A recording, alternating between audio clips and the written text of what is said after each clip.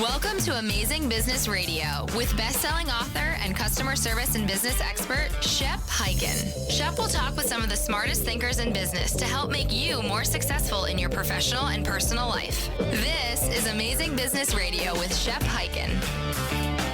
Hello, everybody. It's Shep Hyken, and we are back with another episode of Amazing Business Radio. Very excited today because my guest is Chris Lynam, the author of The Choreography of Customer Service. That's right.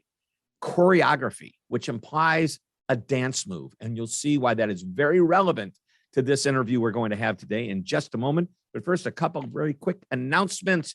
You know what they are if you've listened to the show before. If you've got an amazing story or you have a question, reach out to me on any social media channel because I am just about everywhere. And if it is a question, use the hashtag AskShep, and I'll make sure to answer it either there in that social media channel, in my newsletter, on this podcast, or even in my TV show, which is Be Amazing or Go Home. And that can be found on Amazon Prime, Apple TV, Roku, and you can go to beamazing.tv. That's beamazing.tv. Do you get it? There's a theme here. Amazing Business Radio, Be Amazing or Go Home, Amazing, beamazing.tv. What else? I have a book. What is it?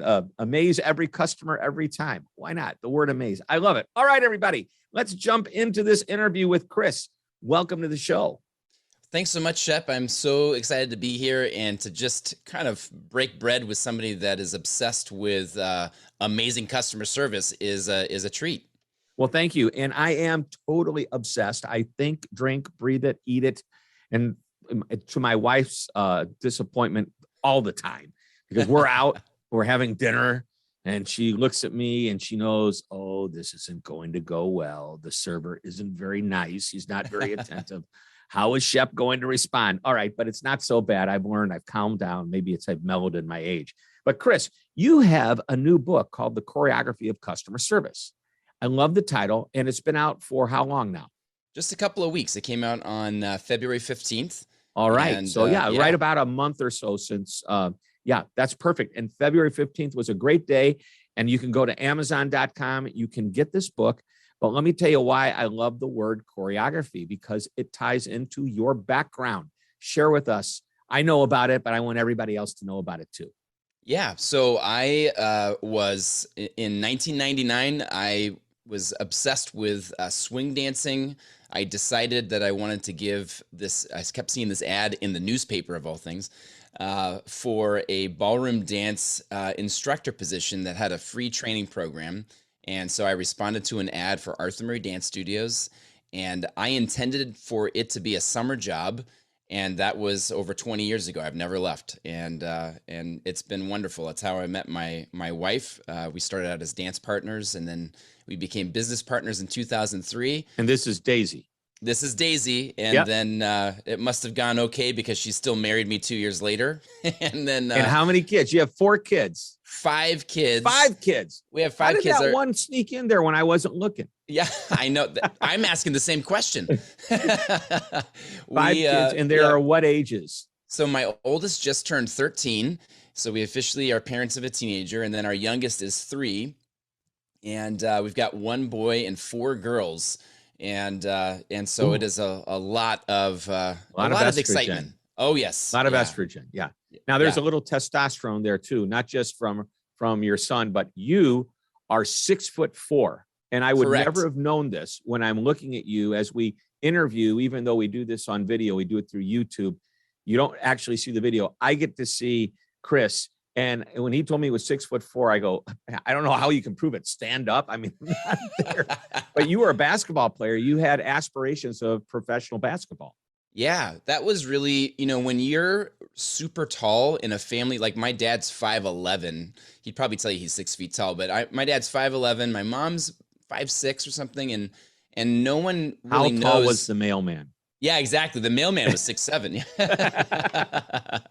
So yeah, I felt like it was kind of like this preordained, thing for me is to pursue basketball, and I fell in love with it. It really became so much of my identity, and then so I played some junior college ball, and then but I had a misdiagnosed injury during one of our first practices. and a guy at a clinic told me that my wrist was sprained, but it was actually broken. And so I tried to play through it, and then I couldn't play anymore. And so when this predestined kind of identity that you've sort of followed relentlessly for a big chunk of your life kind of gets taken away, it was really a dark place. Like I really didn't know what I was going to do next. And so it was broken so badly that you couldn't come back and play again, even after all the rehab and. Yeah, so I went through a whole season wondering how come I can't shoot anymore, and why is my wrist still in so much pain? And I got into this really bad funk of, shooting was like my thing, and then I couldn't shoot. I couldn't follow through with my shot at all. And I felt like, on a sports team, you don't want to be that guy that's complaining about an injury to kind of maybe get out of a drill or something. And I didn't want to be that guy. But I got it taped and did all that stuff. But it was just, unfortunately, it wasn't until after the season I went to see an orthopedist, and he said, we're going to have to do surgery tomorrow. And so then not just setting a bone, but actual surgery and season-ending injury, as well as perhaps a career-ending injury. Yeah. Wow. I would say, rough. Hey, just start shooting with the other hand. I know, right? I know. It should be that easy, and it's not. All right, let's jump into the Choreography of Customer Service, your latest book, your newest book, your only book at this point, but it's a very, very good book. It has a number of great ideas, and I want to start off by, you have the concept of the 5 core concepts to customer service: the backstory, the negative, the secret mission, muscle memory, and return on investment. Let's tease the audience with a little appetizer from each of these strategies, if you will. And let's start with the backstory. Yeah. So there's a lot of times when you think about customer service is that you have a professional who's well-intentioned, but they're sort of rooted in the present. They're just kind of stuck in the moment, and they're not really asking questions or actively listening to kind of figure out some of the nuggets that are in somebody's backstory. What's the motivation that brought them in there today? And even if it is they're going to buy a suit or something like that, we want to find out, like, what are some of the important steps that kind of led them to your business. And unfortunately, because so many people in the service industry are sort of on autopilot with the same basic programming, even doing something as simple as, hey, what brought you in here today can be a huge differentiator from just, how can I help you right now? Right. One of the things that I love to do when a client calls us and says, we're interested in hiring you, Shep, as our keynote speaker on customer service. I do want to know why they're interested in me, but what I really want to know is, why are you interested in customer service? Love that. Oftentimes they'll say, we're really good at what we do, but our competition is getting good too, and we need to just get a little bit better. Well, there's a very scary thing. They're looking over their shoulder. Or somebody says, God, we have to get everybody aligned, and we're struggling to get people to do that. Maybe you can help us. And I go, okay, now I understand. These are the problems they have. When somebody comes in, and hey, you own how many Arthur Murray dance studios now? 7. You own 7 of them. When somebody comes in to learn how to dance, are they learning because their partner wants them to learn and they're just along for the ride? Are they learning because, hey, I'm getting married and I want to make sure I look good on the dance floor? Is it just there's a number of reasons. Do you ask that question there as well? Oh, for sure. Yeah, there's always going to be some type of, I wouldn't say always, but there's usually going to be some type of logical, and this sounds bad, but a cover story. Like, what's the rational kind of logical story for them to be there? So maybe it's going to be an event that they're getting ready for. It's their daughter's wedding or something like that. There's going to be something that's going to be kind of buried that might be beneath the surface, that might take multiple questions or interactions for us to get to, that now is going to be a much deeper seated need than just kind of like the immediate logical need. So maybe they're coming in and they don't want to share it right away, but maybe they're coming in to maybe renew the strength of their relationship, or maybe someone's coming in because they just don't feel comfortable socially because of the nature of their work and their work schedule. And so to get to that point, once we understand it, then now we can operate and we can be really interested. I think that, kind of in the big picture, the level of genuine interest that the professional has in their client will really reveal, like, what caliber of service that they're going to provide versus just the basic expectation. And I feel like it's a lot like, Mr. Miyagi and the Karate Kid. The moment that he kind of saw what Daniel was really up against, that's when he decided to step into the fray and put himself on the line. And I think that, man, imagine if more customer service professionals really put themselves into the equation and really cared about the backstory of their client, and that's really what the backstory is about. Love that. Love that. All right. Number 2 is the negative. Yeah. So the negative is a cautionary tale. And, if it was like your ex and you couldn't stand them and you hated their guts, you'd never tell them, I think there's a bus coming your way and I want you to get out of the way or something like that. You wouldn't warn them of things because you really don't care about the outcome. I don't know if I like that example, but I get it. I can't say I relate to it. Number one, I don't have an ex. No, I have an ex-girlfriend maybe, but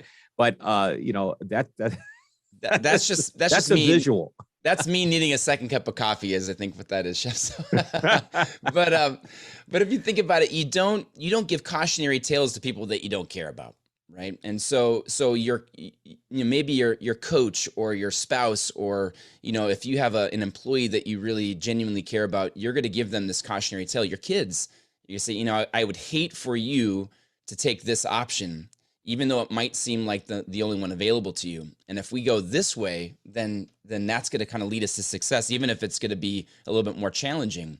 So you're saying is sometimes you're really helping somebody, but they may not like what you hear. Exactly. Yeah. And so the right answer isn't always the answer that makes people happy, but it is the right answer. And ultimately it will get them to happiness. Exactly. Yeah. Like I think the best example, I mean, if you were going to, if you were coming in for dance lessons and you said, well, I just want to focus on this one dance and get really good at it. Let's say it was the swing or something, then I would say, Shep, I love where you're coming from. I'm excited that you are so interested in this dance, but I would hate for you to go out and go to that wedding reception expecting to just hear swing the whole time. And then a foxtrot comes on and you have to sit down. So let's come up with some alternatives. So that way we can at least focus on the dance that you love, but we can equip you with some dances that you may not be expecting right now. Yeah. Love it. Love it. Hey, let's take a short break. When we come back, we're going to talk about the other 3 ideas of these 5 core concepts and perhaps even a little bit more. This is Amazing Business Radio. We are talking with Chris Lynam, and he is the author of the Choreography of Customer Service, available at Amazon. Get it today. We'll be right back. Hi, Shep Hyken, your customer service and experience expert, and I'm excited to tell you about my new book, I'll Be Back, How to Get Customers to Come Back Again and Again. Now, this book is packed with idea after idea on how to, just as the title implies, get your customers to come back. In the book, you'll learn that repeat customers aren't always loyal customers. Now, both are great, but there's a big difference. You'll also learn about 10 reasons a customer may stop doing business with you and 3 reasons you would stop doing business with them. And one of my favorite lessons is a 6-step process for creating an I'll Be Back strategy. Of course, there's much, much more. You'll start getting more of your customers to say, I'll be back almost immediately. Just go to www.illbebackbook.com. Again, that's www.illbebackbook.com. You're listening to Amazing Business Radio with best-selling author and customer service and business expert, Shep Hyken. We're back on Amazing Business Radio talking with Chris Lynam, and we're talking about the book, and we're talking about these 5 core concepts of customer service. We've heard about the backstory, the negative. Now, how about, I like this one, the secret mission? Yeah. So this is one of my favorite concepts. To me, I really feel like it just helps you differentiate your idea. And I think, if you think about the negative is sort of the cautionary tale, the secret mission. One of my favorite stories in the book about the secret mission is I was going on this fishing trip, and this guy at our church was going to take me, and it was deep sea fishing. And so he wakes me up in the middle of the night and he says, you need to take this pill. And so he hands me, and it turns out it was Dramamine. So he hands me a Dramamine and he says, and I'm bleary eyed. I'm sleeping on a sleeping bag on his living room floor. And he says, most people will take Dramamine at the dock, but not us. We're going to take it now, and then we'll take it at the dock and just watch what happens. And so we go on this fishing trip, and lo and behold, about 30 minutes in, people start getting sick on this deep sea fishing trip.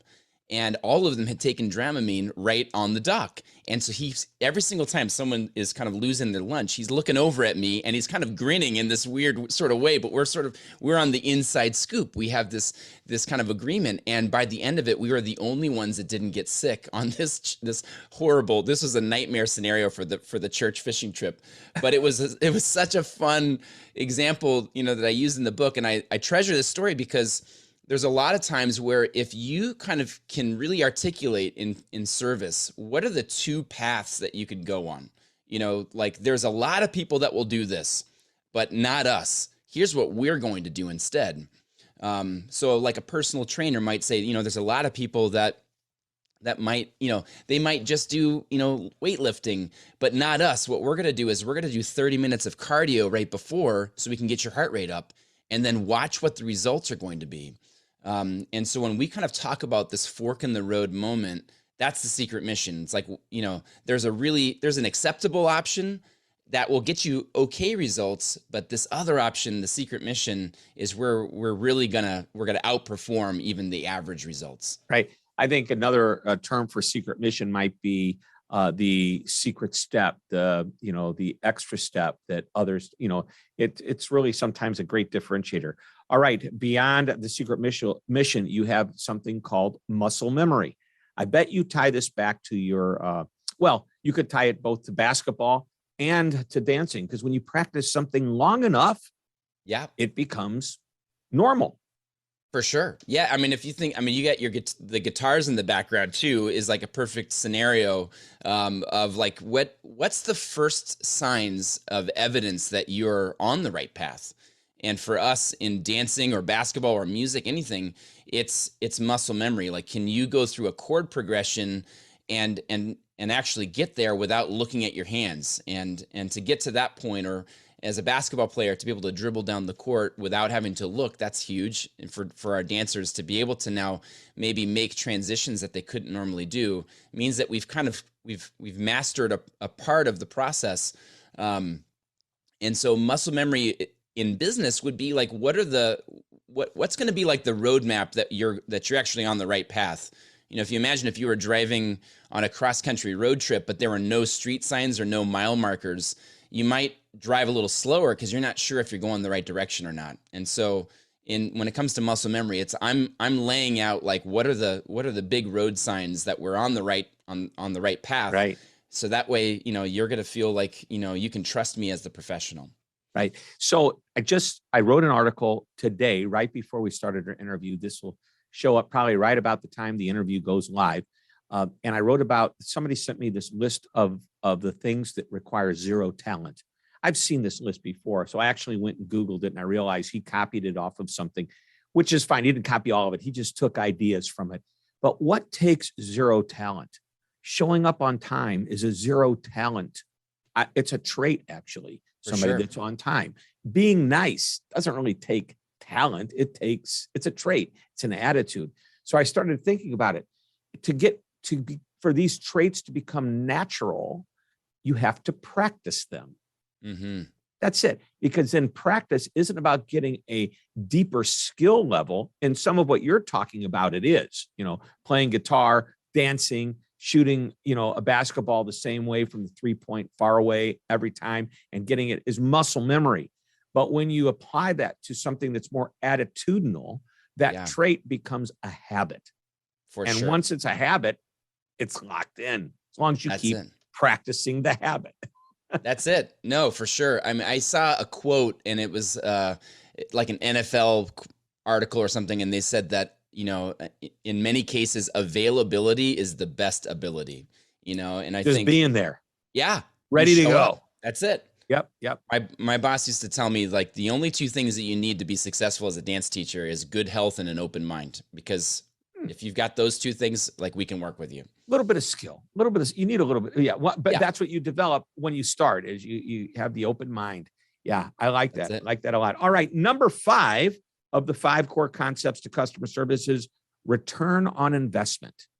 That's it. Now, if you think of, we expect people to use phrases like return on investment or ROI or something. You see it all the time on LinkedIn or something. And when you work in maybe a financial field, or maybe you're working in the C-suite or things like that, you're going to expect people to use terminology like that.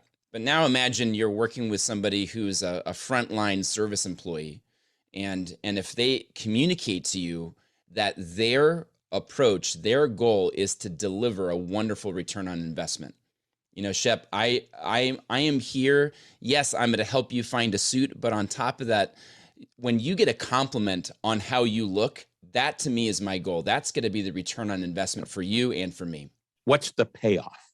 That's it. Yep. That's all it is if we do this, what's the outcome? What's the positive outcome? That is ROI. That is the return on investment. And it's not necessarily dollars. It's a compliment. My biggest ROI is the behavior of the customer. I wrote a book titled I'll Be Back. Many of the people listening to this know my 8th book, I'll Be Back, how to get customers to come back again and again. The most important metric, in my opinion, of business isn't like your net promoter score, whether people would recommend you, your CSAT, customer satisfaction score. It's the behavior. Does the customer come back? That's it. And that's the ROI. When you deliver great service, the first thing that happens is they come back. What that means is it contributes to your bottom line financial ROI in terms of more business, repeat business, higher transaction dollar-wise per every time they come in, that kind of thing. So anyway, great ideas, the 5 core concepts. Now I'm going to go outside of the book because you have written an article, which we're going to publish on our blog. I can't wait for this. I love it because and I've noticed this about you in the interview.